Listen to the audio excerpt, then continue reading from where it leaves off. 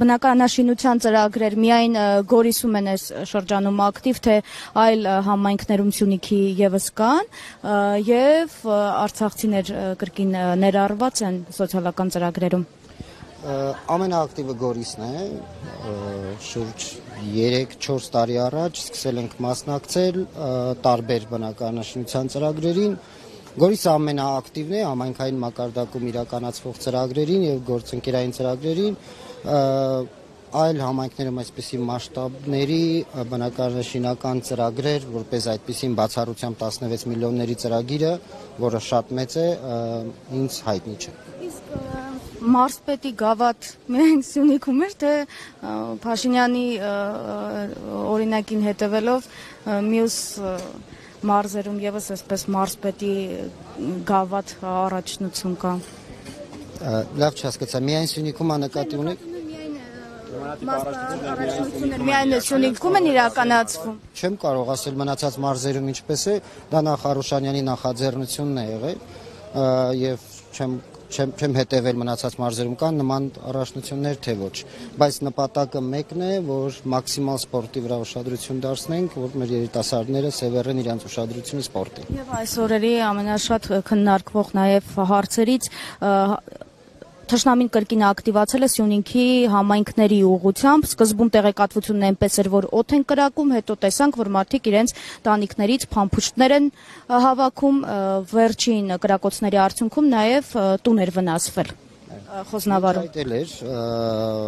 տան հետ կապված դիպել էր գնդակը, մի քանի անգամ ա եղել, այո։ Տևական ժամանակ է կրակոցները կան, գիշերվա ժամերին եւ այդ մասով ինչ տեղեկատվություն որ կա, որ բոլորին հասանելի է, այդքանն էլ իրականությունն է, իհարկե շատ վատ է որ կրակում են, որովհետև ինքը իրականում խնդիր է նաև մարզի դիմադրողականության իմաստով, բայց մյուս կողմից մենք այսպիսի միջոցառումներ ենք անում, այնպես ենք անում, որ մարզը հանկարծ ոչ մի վարքյան իր դիմադրողականությունը չկորցնի եւ հույս ունենք, որ շատ կարճ ապագայում առաջիկայում այս խնդիրը կլուծվի։ Մարզի շատ համայնքներում համայնքային ծրագրեր իրականացվում են նաև հանքերի հանքարդյունաբերական ընկերությունների օգնությամբ։ Գորիսում դրանց բացակայության պայմաններում ինչ դժվարություններ կան եւ ինչ այլ միջոցներ են ներգրավում։ Տեսեք, հետաքրքիր հարց եք ձևակերպում, բայց մյուս կողմից ինչու է Գորիսում այսքան ծրագրերը շատ եւ ինչու է օրինակ туриզմը շատ զարգացած եւ ինքը տարբերվող, դա նաև պայմանավորված է, որ հանքարդյունաբերությունը էապես չի աջակցում, որովհետև կարող է թվալ, թե հանքարդյունաբերության աջակցությամբ ինքը կայուն զարգացում է ապահովում,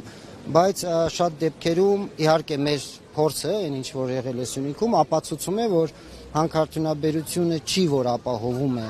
այս իմաստով կայուն զարգացումը, Գորիսը դրա լավ օրինակն է, այսքան ծանր վիճակում հայտնված Գորիսը կարողանում է այսպիսի օրեր նշել եւ տեսնում եք, որ ամեն օրը փոխվում է Գորիսում։ Ուզում եմ ասել, եթե մենք վերցնենք հանքարդյունաբերական ոլորտում ավելի շատ ազդեցությունների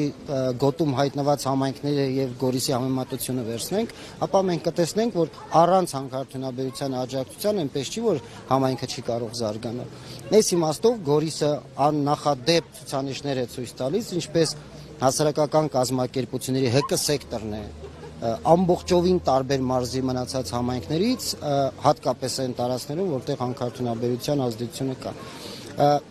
Ասելիքս նա է, որ հանքարդյունաբերությունը կարող է օգտակար լինել, բայց շատ կարևոր է, որ համայնքը ինքնուրույն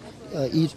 հույսը դնի իր ուժերի վրա։ Եվ այս մասով Գորիսը իհարկե փայլուն հաջողություններից։ Գորիսից բացի էլի կան համայնքներ, որտեղ հանքեր չկան, բայց այնտեղ շինարարությունները նույն ակտիվությամբ չեն, ծրագրերը նույն ակտիվությամբ չեն, ինչ է արվում այդ համայնքներում, որ գոնե որոշ չափով մոտենան Գորիսի ցուցանիշին։ Բարդ հարց եք տալիս, տարբեր են պատճառները, համայնքները, որոնք որ փոքր են,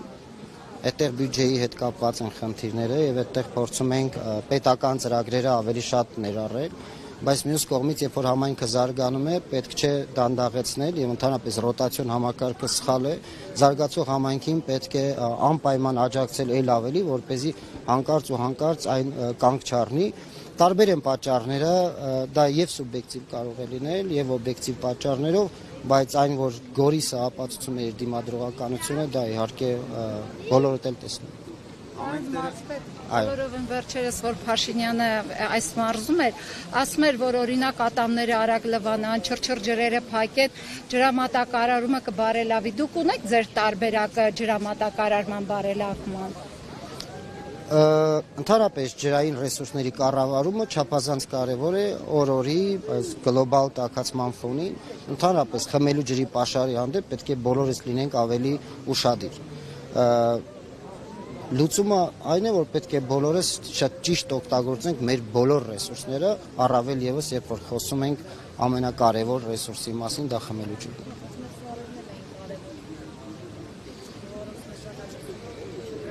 Անիջան Սյունիքի ու այսօրվա համատեքստում բան կա, որ հարցեր ունեք։ Համայնքները տարբեր խմբերի բաժանեցին, կա մեծ համայնքներ, փոքր համայնքներ, որտեղ հանք կա, որտեղ հանք չկա, այդտեղ բնակչության բաշխվածությունն ու ուրբանիզացիան որևէ դիտարկման ենթարկվում է, ասենք որտեղ որ հանք կա, այդտեղ գյուղական բնակչությունն է քիչ կամ շատ, նմանատիպ վիճակագրություններ ունեք։ Վիճակագրության անհրաժեշտություն էլ այդքան չկա, որտեղ ամեն ինչ հրապարակային է եւ այո շատ ճիշտ եք նկատում, որտեղ հանքարդյունաբերություն ունենք, այդտեղ գյուղական համայնքներում ունենք շատ ավելի վատ իրավիճակ, բայց դա գալիս է նախորդող տասնամյակների ընթացքում վարած քաղաքականության հետևանքով։ Փառք Աստծո այսօր թե Քաջարան, թե Կապան համայնքը հիմնականում ենթադրում ենք Մեղրի, Կապան եւ Քաջարան համայնքները ավելի էլ մեծ ուշադրություն են դարձնում գյուղական բնակավայրերին, բայց այո ուրբանիզացիան շատ մեծ բացասական ազդեցություն է թողել գյուղերի վրա, որովհետև գյուղատնտեսությունը ընդհանրապես դուրս է եղել օրակարգից, բոլորը ձգտել են գնալ դեպի քաղաքներ, որպեսզի աշխատեն կոմբինատներում։ Այս հարցը մի քանի անգամ քննարկել ենք հանքարդյունաբերության ոլորտի ներկայացուցիչների եւ ղեկավար անձնակազմերի հետ, որպեսզի դիվերսիֆիկացնենք եւ այնպես անենք, որ հանքարդյունաբերությունից ստեղծված եկամուտները ուղղակիորեն ազդեն այն բոլոր ոլորտների վրա, որոնք որ համայնքները ավելի կայուն կդարձնեն եւ կախվածությունը հանքարդյունաբերությունից կթուլացնենք։ Այս իմաստով արդեն շուրջ 2 տարի է մենք այդ քաղաքականությունը վարում ենք, բայց ամբողջությամբ համաձայն եմ ձեզ։ Այս համատեքստում Գորիսի վիճակը ոնց է։ Շատ ավելի շատ լավ է, քան մնացածը։ Տեսեք Գորիսի գյուղերը, գիտեք ինչ, հիմնականում խոշոր գյուղեր են, բացառությամբ 1-2 բնակավայրերի։ Այո, Բարձրավան, Շուրնուխ, Որոտան գյուղերը, իսկ օրինակ Կապանինը 40 բնակավայրեր են, գյուղեր են, որոնցից մի երկուսն է, որ ինքը որպես գյուղ ամբողջությամբ կարելի ասել բնակեցված է։ Մնացած բոլոր գյուղերը կարծում եմ բոլորդ էլ գնացել եք տեսել։ Տեսեք թե ինչքան կարևոր է, երբ որ համայնքը հույսը դնում է ինքը իր ուժերի վրա։ Որոտանում եւ Շուրնուխում հիմա իրավիճակն ինչպես է։ Գիտենք, որ այնտեղ նաեւ ադրբեջանական ճանապարհատվածի անցակետի հետ կապված, օրինակ Փաշինյանը, որ եկավ, շրջեց եւ այլը, ինչ էին իրեն բնակիչները ասում, անվտանգության հետ կապված հիմնականում ինչ հարցեր էին բարձրաձայնում։ Անցակետը լավ չհասկացա ինչ։ Որ ճանապարհը փակվել է այդ իմաստով։ Հիմնական բնակիչների հարցը ուղղված է եղել խաղաղություն կլինի, թե ոչ եւ բոլորի հարցը մեկն էր։ Բոլորն էլ հույսով որ կլինի խաղաղություն, դա է եղել անվտանգային իմաստով այն բոլոր հարցերը, որոնք որ բնակիչները տվել են, այդ ամեն ինչը ուղիղ եթերում է եղել, կարող եք դուք էլ տեսնել։ Սահմանապահի դեպքը, որ եղել է Մարվան, դուք տեղեկություններ ունեք, ինչից է ծագել, հա։ Թույլ տվեք, ես չպատասխանեմ այդ հարցին, քանի որ ինքը դեռ տաքնության փուլում է եւ շատ սխալ կլինի ես որևէ բան ասել միջև պաշտոնական հրապարակումներին, բայց այն նախնական վարկածը, որ շրջանառվում այն որ իրեն ամրացված զենքից է դա միանշանակ, բայց մնացածը թույլ տվեք չբարձրաձայնեմ, դա չեմ կարծում։ Առարկայական խոսելով, Սյունիքում մի շարք տարածքներ ադրբեջանական օկուպացիայի տակ են, հա, Սև լճի հատվածում, ներքին հանդում, ու հիմա շրջանառվում են խաղաղության պայմանագրի թեզը, ինչքանով է Սյունիքի շահերը պաշտպանված եւ որն է մարզպետարանի դիրքորոշումը, արդյոք այդ տարածքների օկուպացված տարածքների մասին որևէ խոսակցություն կա ու երբ է սահմանազատում իրականացվելու այդ հատվածներում։ Սահմանազատում իրականացնելը երբ կլինի, ճիշտ ասած չկա ինչ որ հստակ ժամկետ, օր, երբ կլինի, բայց հրապարակվածը գիտեք, որ պետք է շարունակվի այն մասից, որտեղից որ սկսել են Տավուշի մարզից, ինչ վերաբերում է օկուպացված տարածքներին, սահմանազատումը, երբ որ կհասնի այստեղ, վստահաբար պետք է իրենք վերադառնան այն տեղը, որտեղ որ սահմանազատումը կիրականացվի։ Այսինքն դա չեմ կարծում, որ այլ ընտրանք կարող է լինել։ Ու այդպես են մտածում բոլորը այստեղ։ Վերադառնալու են ըստ ձեզ։ Չեն կարող չվերադառնալ, որտեղ սահմանազատումը իրենից ենթադրում է այն բաժանարար գիծը, որը որ պետք է կողմերը ընդունեն որպես սահման։ Այդ տրամաբանորեն այդպես էլ պետք է լինի։ Իսկ խաղաղության պայմանագրի շրջանակներում որևէ կերպ քննարկվել է այս հարցը։ Չեմ կարող ասել, որտեղ խաղաղության պայման Մարզպետ ձեր հետ որևէ խոսակցություն կամ քննարկում եղել է։ դեռ ոչ, այսինքն դա դեռ ընթացքի մեջ է ենթադրում եմ, բայց երբ որ արդեն հստակ քայլերը կլինեն, վստահ եմ, որը վերաբերելի կլինի Սյունիքի մարզին։ Բայց ես նաև ուզում եմ մի բան ասել, տեսեք, սա մեզ համար շատ կարևոր է այսպիսի միջոցառումները, եւ դուք նկատում եք նաև, որ այստեղ են բոլոր օղակները, եւ սա վստահաբար ամենակարևորն է, որ Սյունիքում բոլորը անկախ իրենց քաղաքական հայացքներից, անկախ իրենց պատկերացումներից տարբեր հարցերի վերաբերյալ կա մի բան, որը մեզ համար բոլորիս համար նույնական է։ Դա լինենք ձեր-ձերքի տված եւ ամուր պահենք Սյունիքի դիմադրողականությունը, որովհետեւ առանց սրա ես կարծում եմ մենք շատ ավելի լուրջ խնդիրներ կունենայինք Սյունիքում, ինչի համար շնորհակալ եմ բոլորից, ինչպես նաև ձեզ, որ միշտ կարողանում եք գալ Սյունիք հասնել եւ այսպիսի լավ ծրագրերը լուսաբանել։ Դուք շատ եք ոգևորում բոլոր մարդկանց։ Բայց քանի որ ամեն օր չի, որ մարզպետի հետ հարցազրույց ունենալու հնարավորություն ենք ունենում, նաև էլի թեմայից, այսօրվա թեմայից դուրս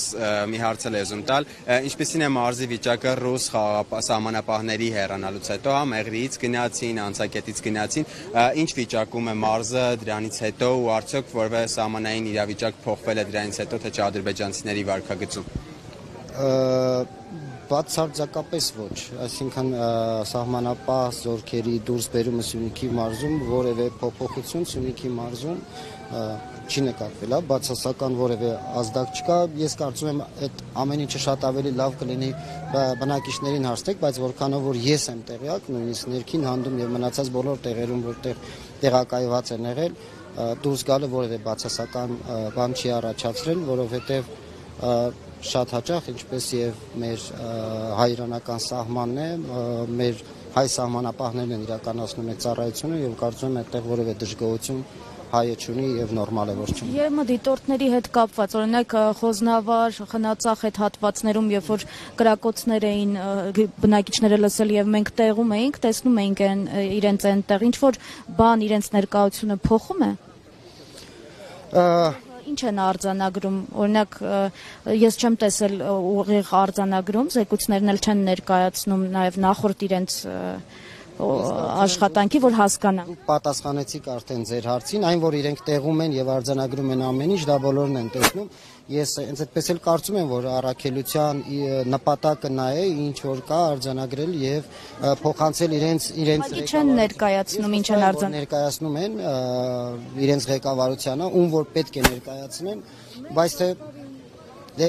դա չպետք է անի դիտորդական առաքելությունը, ենթադրում եմ այդ երկրների ղեկավարների մակարդակով պետք է արվի։ Մենք շատ քիչ առիթներով ենք հանդիպում, որտեղ իրենց առաքելությունն են անում եւ մենք այս իմաստով որևէ միջամտություն կամ նույնիսկ համագործակցություն կա, բայց ինքը շատ եզակի դեպքեր են լինում, որտեղ մարդիկ իրենք հստակ առաքելությամբ են այստեղ, բայց այն որ իրենք ամեն օր գնում են եւ տեղում այդ ամեն ինչը փաստագրում են, միանշանակ է եւ վստահաբար եթե փաստագրում են, ուրեմն ինչ որ այո շուտով մեկ այլ առիթով կգաք Գորիս եւ միտումը կտեսնեք, թե ինչ միտում ուներ հաճախակի Գորիս գալը Ֆրանսիայի դեսպանին։ Իդեպ Գորիսը գիտեք ֆրանկաֆոն քաղաք է, նաեւ Գորիս-Վիեն համագործակցությունը։ Այո, դե բնականաբար սովորաբար դեսպանները չեն կարող երկրի մի մարզի հետ լավ լինել, մյուսի հետ վատ։ բայց այն հաճախակի գալու հիմքերից մեկը նաև Գորիս գալն է, որը որ դուք շուտով ներկա կլինեք այդ միջոցառմանը։ Շատ կարևոր հետ կապված, որ ասացիք 22 թվականին ռազմական գործողությունները 22-ից 22 թվականներին որ եղան, ռուս սահմանապահները որտեղ որ կային, ռազմական գործողություններից մի քանի օր առաջ հետ էին քաշվել։ Կարելի է ենթադրել, որ դա էր պատճառը, որ ռուս խաղապահներն այլևս Սյունիքում չեն եւ որն է մարզի դիրքորոշումը այդ մասը։ Թույլ տվեք այդ հարցը չպատասխանել, նախ որ իմ կոմպետենցիայի մեջ չի, թե որ պատճառով են իրենք դուրս եկել, ես գիտեմ եւ բոլորս գիտենք, որ դա եղել է ղեկավարների մակարդակում, այդ զրույցից հետո, հետեւաբար դուրս գալու պատճառները չեմ կարող ասել, իսկ ենթադրությունները ես կարծում եմ, որ ճիշտ չէ, որ ես իմ կարծիքը այսպես բարձրաձայնեմ, որտեղ ամեն դեպքում կա պաշտոնական հրապարակված լուր։